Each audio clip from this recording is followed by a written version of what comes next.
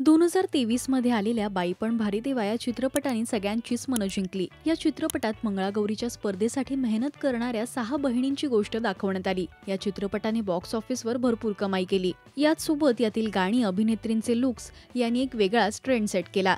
मंगळागौरीच्या गाण्यासोबतच गाजले ते अभिनेत्रींचे लुक्स। छान अशा ऑफ व्हाईट रंगाच्या नऊवारी साड्या आणि प्रत्येकीचा वेगळ्या रंगाचा पदर, याच सोबत मॅचिंग नेकलेस असे त्यांचे हे लुक अनेक स्त्रियांना आवडले। त्यानंतर बाजारात सुद्धा या साड्यांची मागणी वाढू लागली। स्त्रिया या लुक्समध्ये मंगळागौरीच्या कार्यक्रमांना हजेरी लावू लागल्या।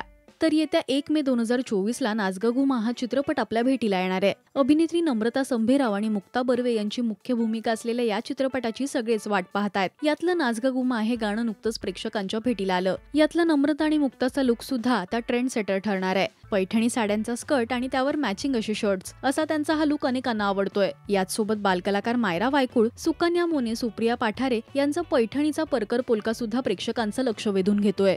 बाई पण भारी देवासारखंच आता नाच ग घुमा या चित्रपटातले हे लुक्स फेमस होणार का? हा चित्रपट प्रेक्षकांना आवडणार का? हे पाहणं महत्त्वाचं ठरणार आहे। तुम्हाला नाच ग घुमा या गाण्यातील नम्रता आणि मुक्ताचा लुक कसा वाटला हे आम्हाला कमेंट्स मधून नक्की सांगा। मराठी सिने विश्वातील बातम्या, अपडेट्स आणि गॉसिपसाठी तुम्ही सबस्क्राईब करा राजश्री मराठी।